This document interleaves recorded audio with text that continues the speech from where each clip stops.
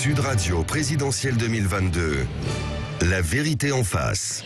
Eh bien, la vérité en face sur cette énergie dans cette période un peu compliquée, c'est le moins qu'on puisse dire. Peut-on reprendre le contrôle de notre énergie? Pour en parler ce matin, un spécialiste, ancien patron de Elf, ingénieur et dirigeant d'entreprise, Loïc Le Floch-Prigent. Et vos appels au 0826 300 300 pour nous donner votre avis. Peut-être que vous avez des solutions à apporter ou poser des questions. On vous attend au standard. Oui, c'est ça.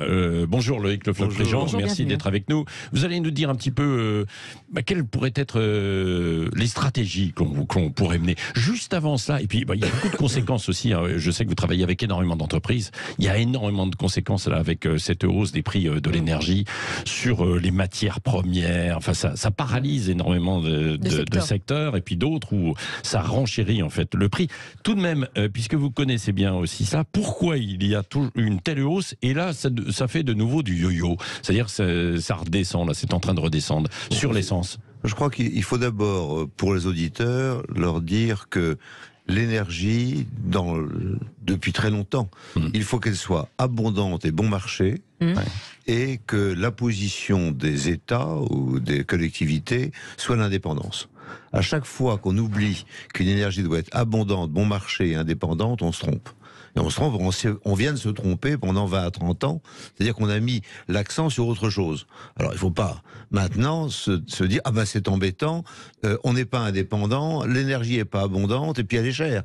C'est normal puisque nous avons oublié ces principes. Et nous avons oublié ces principes vraiment depuis une trentaine d'années. Et alors la France les a moins oubliés que d'autres. Mais il est clair que l'Allemagne les a complètement oubliés. C'est-à-dire que l'Allemagne s'est mise dans une situation où elle est dépendante de la Russie, où l'énergie n'est pas abondante et elle n'est pas bon marché. Vous vous rendez compte, en 30 ans, voilà ce qui a été fait. Or, l'Allemagne, c'est le poumon économique de l'Europe, et par conséquent, nous souffrons dans notre poumon, c'est pas très agréable. Alors, que faut-il faire? Il faut d'abord bien comprendre pourquoi on est arrivé là. C'est-à-dire que si jamais on refuse le diagnostic, et si jamais on dit, vous voyez, c'est pas grave, on va mettre des rustines, mais si vous avez sous votre vélo une planche à clous, vous allez avoir du mal à mettre les rustines et à ce que ce soit utile. C'est ça la situation. Alors, comment arriver d'abord? L'indépendance d'abord. L'indépendance, c'est soigner ses dépendances. C'est-à-dire que c'est la diversification. C'est-à-dire que vous n'avez pas d'énergie en Europe, ou très peu, mais vous pouvez diversifier un peu. Alors, par exemple, si jamais on avait pris le gaz de schiste qui existe en France, en Allemagne et dans un certain nombre de pays, on aurait un peu de gaz de schiste. On a refusé le gaz de schiste. Mais au prétexte que il y avait beaucoup d'incertitudes et ça impactait l'environnement. Il y avait des incertitudes quand même sur l'exploitation. Aucune incertitude. Il suffit d'appliquer les règles, de prendre des règles et de dire aux industriels, voilà les règles. Est-ce que vous pouvez satisfaire les règles? On a toujours fait ça. C'est-à-dire qu'à partir du moment où il y a des règles, on est tranquille. Mais il y a eu une position dogmatique en disant, nous ne faisons pas de gaz de schiste, on laisse les Américains en faire.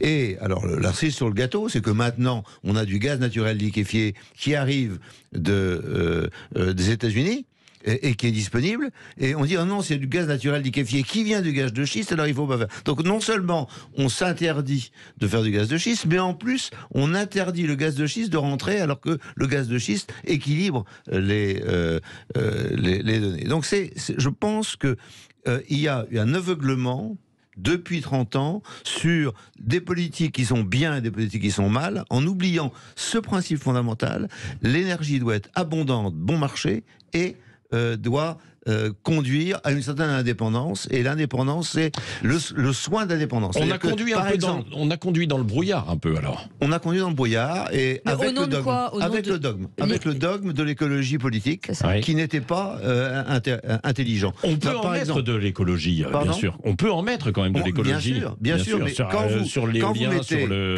photovoltaïque, etc. Quand vous dites, je fais de l'éolien ou je fais du photovoltaïque, Et si jamais vous avez en perspective cette indépendance, qu'est-ce que vous avez à faire? Vous avez à faire l'ensemble de l'industrie correspondant aux éoliennes et correspondant aux panneaux photovoltaïques, ce qui n'est pas le cas. C'est-à-dire que l'ensemble de ces éléments sont importés de Chine ou sont importés d'autres pays, si jamais on parle des matériaux. Donc on a mené une politique de gribouille. Alors devant cette politique de gribouille, on arrive avec une dépendance complètement folle vis-à-vis de la Russie. C'est fou. C'est-à-dire que sur un marché du pétrole qui est complètement éclaté, on aurait très bien pu être beaucoup moins dépendant de la Russie. Il n'y avait pas de raison d'être à 40% dépendant de la Russie sur le continent européen. Il n'y a aucune raison. Simplement, il fallait à ce moment-là faire des terminaux gaziers comme nous l'avons fait en France, mais nous sommes les seuls à les avoir fait. Oui. C'est-à-dire qu'on a Dunkerque, Fos et Donge. Oui. Mais les Allemands, on en ont un en construction.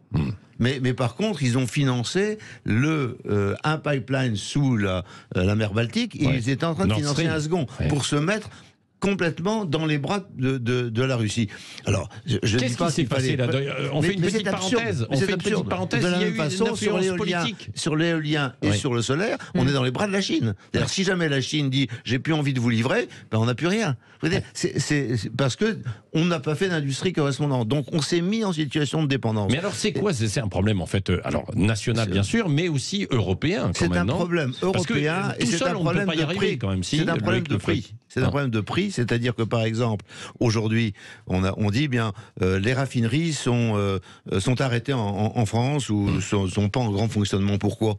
Simplement parce que les raffineries en France sont chères, elles sont embêtées par toutes les lois de l'environnement, donc on essaie de les fermer, et puis on prend les raffineries pourries qui sont en Russie, et on prend les produits de Russie parce qu'ils sont moins chers, parce qu'ils n'ont pas les contraintes que nous avions dans nos raffineries en France. C'est quoi? C'est une hypocrisie. C'est l'hypocrisie totale. Ouais. Et donc cette hypocrisie, on est en train de la payer très cher. Parce qu'on est en train de dire, je veux des sanctions contre... alors c'est pas contre la Russie, c'est contre Poutine. Contre Poutine. Et qu'est-ce qu'on prend? Monsieur Biden dit, il faut enlever le caviar et la vodka. Et Madame Van Lenden dit, c'est simple, on va enlever les produits de luxe qui sont achetés par les oligarques russes. Enfin, on rêve. On rêve. On est en train de mettre tous les jours 600 à 700 millions dans l'escarcelle de M. Poutine pour qu'il paie sa guerre. Donc, et pourquoi? Parce qu'on a été dépendant. Parce qu'on a oublié. Je répète pour les auditeurs. Oui. Abondant, bon marché et indépendant. Et l'indépendance, c'est faire l'ensemble de l'indépendance. C'est-à-dire diversifier. Quand on n'a pas soi-même l'énergie, on vient la chercher chez d'autres. Et chez d'autres, eh bien, le fait d'avoir plusieurs... Et on diversifie ses sources, quoi. C'est ce que vous dites. Diversifier les sources. Ça veut dire que l'éolien, la production, bien sûr, quoi. La production, il y a le nucléaire, il y a l'éolien, etc. Alors après, les énergies renouvelables. Il se trouve que la politique qui a été menée après 73, c'est-à-dire après le choc pétrolier, ça a été de dire, là, en tous les cas, on a un truc qui est clair, c'est le nucléaire, il faut faire le nucléaire. Et c'est ce qu'a fait Pompidou, et ensuite Giscard, et ensuite Mitterrand. Donc tout le monde s'est dit, oui, là...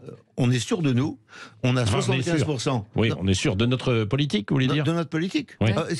Encore une fois, abondant, bon marché et indépendant. Ouais. C'est ça le principe. Ça a toujours été le cas. Tous les États se sont développés avec cette politique énergétique depuis la nuit des temps. Comment on peut être bon marché? Comment on peut être bon marché? Parce que vous venez de dire que finalement, on l'achète en Russie parce que c'est moins cher, parce que toutes les charges sont beaucoup trop importantes en France. Comment on peut... C'est-à-dire qu'il faut desserrer les règles de manière à ce que les règles ne soient pas stupides et nous mettent comme aujourd'hui. C'est-à-dire qu'aujourd'hui, les règles environnementales que nous avons en France sont beaucoup trop strictes et conduisent les industriels à déménager. Une partie de la délocalisation que nous avons aujourd'hui en France vient des règles environnementales françaises, et non pas européennes. C'est-à-dire que les lois, les directives européennes sont transposées en France en augmentant les difficultés. Et ça, c'est quelque chose que je dénonce depuis une dizaine d'années. Personne m'écoute. Voilà, nous y sommes. C'est-à-dire que nous aurions pu garder des raffineries en France. On est en train de réduire. Alors, il en reste encore. Hein, il reste Gonfreville. Oui, c'est vrai. Donc, mais si vous voulez, on a diminué de façon extrêmement importante les raffineries. Or, nous sommes. Mais avec un impact sur l'environnement quand même, ce qu'on a réduit ou pas du tout. Qu'est-ce que ça fait ? C'est-à-dire que l'impact sur l'environnement, si jamais on détermine quel est l'impact qui doit être fait sur l'environnement, on le fait très bien. Mais il faut regarder le problème de bon marché, comme vous l'avez dit. Il faut se souvenir, c'est les 3 règles qu'il faut prendre. C'est abondant, bon marché et indépendant. Et ces 3 règles-là, on peut très bien les appliquer si jamais on ne se tire pas une balle dans le pied en faisant en sorte que nos raffineries vont fermer. Aujourd'hui, vous avez des fonctionnaires qui sont des militants, ce ne sont plus des fonctionnaires, c'est des militants qui ont envie qu'on ferme les entreprises, qui ont envie qu'on ferme les raffineries. Quand on ferme une raffinerie, c'est quelque chose de magnifique pour eux. Ils disent, voyez, on a fermé une raffinerie, c'est extraordinaire. Eh bien, quel est le sujet ? Lorsque on essaie de sauver, par exemple, la centrale à charbon de Cordemais en mettant des pellets, c'est-à-dire du bois. On essaie de la sauver. On est attaqué par tout le monde. Or, aujourd'hui, on peut faire de la centrale de Cordemais, qui est une centrale à charbon, on peut la continuer, et avec seulement 20% de charbon. La pollution, elle est minime. Donc on est dans le dogme. Non, il ne faut pas de charbon, on faut le charbon. Très bien. Alors faisons du bois. Ah ben non, pas de bois non plus. Pourquoi ? Puisque vous êtes en train de faire du bois par ailleurs. Vous voyez, on est dans le dogme. Et tant qu'on sera dans le dogme, tant qu'on ne regarde pas les réalités, on aura des difficultés. Alors les Allemands ont été bien pires que nous.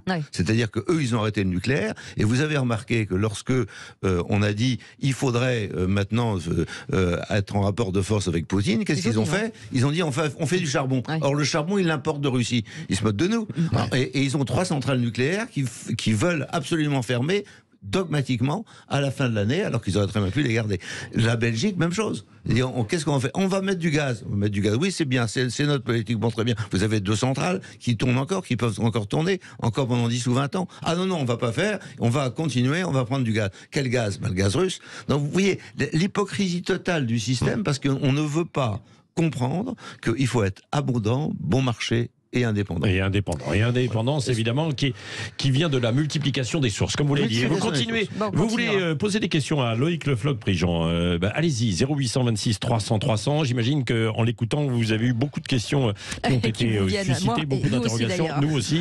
Je suis prêt à y répondre. Allez, il est prêt à y répondre. On s'occupe de votre cas. Allez, à tout de suite. Sud Radio présidentielle 2022. La vérité en face. La vérité en face à l'énergie. Peut-on reprendre le contrôle de notre énergie et comment le faire ? On en parle ce matin avec Loïc Le Floch-Prigent, l'ancien patron de Elf, ingénieur et dirigeant d'entreprise. Vos appels 0826 300 300 et on part à Nîmes. Bonjour. Bonjour, c'est Serge, ça va Serge ? Bonjour. Bienvenue. Serge. Oui, bonjour, et bravo pour votre radio là, que j'écoute tous les matins. Très bien, ça nous fait plaisir. C'est bien. Continuez et parlez-en autour de vous, on écoute. Vous pouvez poser... Serge, votre question ou votre réflexion, et Loïc Le Floch-Prigent est là éventuellement pour répondre ou apporter des compléments d'information. Alors d'abord, pour mettre les choses au clair, moi j'ai travaillé dans l'énergie nucléaire et également dans le gaz toute ma carrière. Maintenant je suis retraité, mais je continue encore à donner les conseils. J'ai commencé ma carrière comme jeune ingénieur au montage de faisceaux de Fessenheim.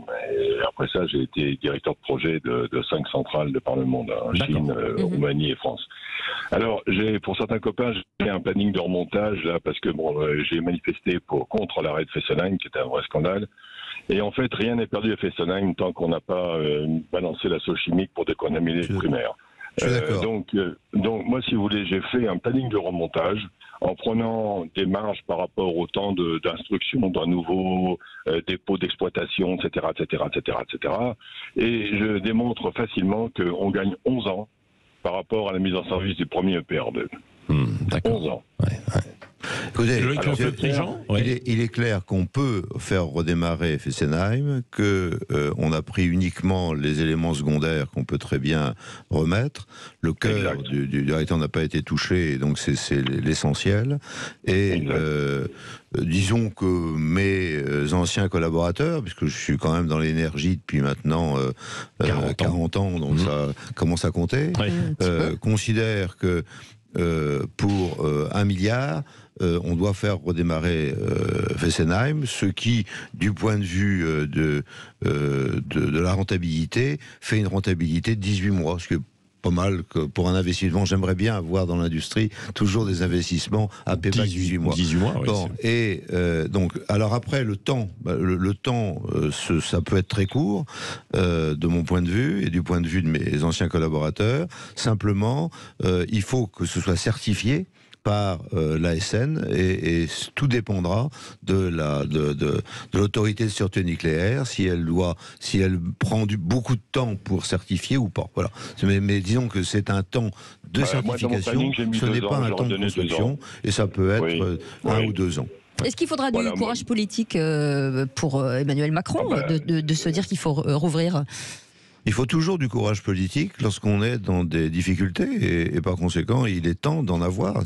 Il n'y en a pas eu pendant des années et c'est pour ça que Fessenheim a été fermé. C'est pour ça qu'on a fait ce programme pluriannuel de l'énergie complètement stupide et je crois qu'il en faudra aussi beaucoup à l'Allemagne, au chancelier allemand, qui lui est en train de partir dans la voie du charbon au lieu de prendre la voie du nucléaire et qui a complètement tort, puisque son charbon va venir de les énergies renouvelables, puisque eux, ils veulent. Mais ça ne marche pas. Alors, je vais vous expliquer. Non, mais ça marche en partie quand même, quoi. Je vais vous expliquer. Oui. C'est-à-dire que l'énergie renouvelable, c'est-à-dire l'éolien et le solaire sont alternatifs, contrairement à la méthanisation. Oui, et la puissance installée est 25% de la puissance réelle. Bon. Et donc, à chaque fois que ça s'arrête, le vent ou le soleil, il faut que quelque chose arrive derrière. Ce quelque chose, ça ne peut pas être le nucléaire, contrairement à ce qu'on raconte. C'est-à-dire le nucléaire, c'est une base. De faire du yo-yo avec le combustible nucléaire, c'est complètement idiot. Donc, c'est essentiellement du gaz ou du charbon si jamais il n'y a pas de gaz. Bon, et donc, le fait de dire je fais de l'énergie renouvelable, c'est-à-dire éolien solaire, veut dire je fais du gaz. Bon, et je pense qu'aujourd'hui, si jamais je fais du gaz, à ce moment-là, il faut que je fasse du gaz naturel liquéfié, que j'augmente les dispositifs qui ne sont pas encore faits, de manière à être moins dépendant des gazoducs. Le fait de faire des gazoducs conduit à la dépendance. Juste sur l'énergie, on pourra la stocker. Là, maintenant, on est en train de travailler, vous avez vu, sur des procédés de plus en plus techniques qui permettaient, alors qu'on ne pouvait pas trop avant le faire. Qu'est-ce qu'on peut stocker ? De l'électricité, en fait. On ne stocke jamais l'électricité. Non, mais on va pouvoir la stocker, en fait, demain. On ne peut jamais stocker l'électricité. Alors, il y a des expériences qui sont en cours aux États-Unis et dans d'autres pays, et ça commence à marcher. On ne stocke pas l'électricité. On le fait avec les batteries. Parce que l'électricité, c'est des électrons.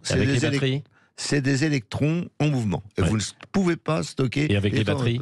Donc, on stocke d'une autre façon l'électricité. D'une autre façon. C'est-à-dire qu'il y a un rendement qui passe d'un état 1 à un état 2. Et ces rendements, le rendement maximum est toujours 80%. Parce que nous sommes sur la planète Terre. Peut-être sur Mars, ce sera différent. Et par conséquent, vous changez d'état, puis ensuite vous restituez l'état, et il faut faire 80 par 80, ça fait 64. Donc vous ne stockez que 64% de ce que vous pouvez. Non, mais c'est ça, mais vous pouvez quand même en stocker un peu. Donc le problème, c'est le prix. Et on revient à abondant et bon marché. Excusez-moi de revenir. Oui, non, mais c'est vrai, c'est votre critique, mais donc ce n'est pas bon marché. Alors on peut le faire, mais ce n'est pas bon marché. Alors la manière de stocker la plus intelligente aujourd'hui, c'est de la stocker avec ce qu'on appelle le STEP, c'est-à-dire de mettre de l'eau dans les réservoirs, et puis l'autre matière qui certainement marchera un jour, c'est-à-dire que lorsque je fais fonctionner le solaire ou l'éolien et que ça donne beaucoup, je fais l'électrolyse de l'eau et j'ai l'hydrogène, et cette économie l'hydrogène peut faire. Mais aujourd'hui, nous sommes en face à un problème expérimental. Nous sommes à un problème Poutine. Serge, et par conséquent, il faut résoudre ce problème. Serge, une petite réflexion peut-être. Alors, d'abord, merci Président d'être en phase avec ce que je pensais. On peut se mettre à votre service pour vous y aider avec vos collaborateurs. Et alors, juste une réflexion à propos de l'Allemagne. Lors du sommet qu'il y a eu à Rennes entre Macron et puis Merkel, il avait été décidé que les Allemands étaient très contents qu'on arrête Fessenheim et qu'ils allaient mettre au pot. Alors, aux dernières nouvelles, d'après le maire de Fessenheim, ils ont effectivement versé 40 000 €. Ils se font de nous, quoi. Ouais. Qu'est-ce qu'on pourrait faire face à Vladimir Poutine en fait aujourd'hui et le conflit en fait en cours Je pense lui montrer que c'est la psychologie là. Hein. On est plus factuellement à partir du moment où les Allemands sont obligés, pas seulement les Allemands, enfin les Allemands en priorité sont obligés de verser 600 à 700 millions par jour pour continuer à fonctionner. On est en position de faiblesse. Mais il faut lui montrer que nous allons nous mettre en position de force. Et par conséquent, il faut dire que les Belges et les Allemands disent on va continuer le nucléaire, et nous, il faut qu'on accélère le nucléaire. Oui, mais ça, c'est à terme, on peut pas, ça peut pas se faire. C'est psychologique. C'est psychologique. Ouais. C'est psychologique. Il faut dire à M. Poutine, non, on a changé de position, on a changé de braquet. Oui, mais il saura que c'est du bluff, non? Non, pourquoi c'est du bluff? Si jamais vous recommencez à faire les travaux sur Fessenheim demain, c'est pas du bluff. Si jamais vous continuez les centrales nucléaires, les 3 centrales nucléaires qui sont en Allemagne, et vous dites je continue, c'est pas du bluff. Si vous continuez à faire le nucléaire en Belgique, ce qui est possible, puisque c'était en principe le 17 mars que les Belges se décidaient, c'est possible. Non, il faut psychologiquement dire ça suffit. Il faut et donc nous on a notre rôle à jouer, eux ils ont leur rôle à jouer, et il faut appuyer là-dessus. Oui, vous l'avez rencontré, vous le connaissez bien, Vladimir Poutine. Je connais pas bien. Bien, non, mais bien sûr, mais vous l'avez vu, et puis en même temps, comme vous êtes toujours dans ce secteur de l'énergie, voilà, il y a eu des rencontres, il y a eu beaucoup de choses avec des gens que vous connaissez. Il est dans quelle stratégie là? Il est comment là, psychologiquement justement? Moi, j'ai l'impression qu'il est dans le syndrome je veux la grande Russie et l'Occident c'est la démocratie. La démocratie, c'est pas le bien du peuple. Hein. Il est dans cette psychologie. Et il était comme ça lorsqu'il est revenu moi, je l'ai vu en revenant de la RDA, où il était partisan de la manière forte et non pas de la suppression du rideau de fer. Et là aujourd'hui, alors on dit qu'il est isolé, parano un peu, c'est vrai. Il y a un problème psychologique de force vis-à-vis de ce monsieur, et je pense que nous ne montrons pas la force. C'est-à-dire que lorsque je reviens, excusez-moi, quand on parle de vodka, de caviar et de produits de luxe pour les oligarques, on se met pas en position de force. Il faut montrer que on a compris, et je suis désolé de me répéter, mais il faut que les éditeurs comprennent, une énergie abondante, bon marché, indépendante, c'est ça que nous cherchons, et par conséquent, on n'aura plus besoin de vous. On n'aura plus besoin de vous. On ira vous chercher pour, lorsqu'on aura des besoins, pour équilibrer vis-à-vis, on n'est pas dépendant des autres, mais on n'a plus envie de dépendre de vous. Et si jamais on lui montre ça, à l'heure actuelle,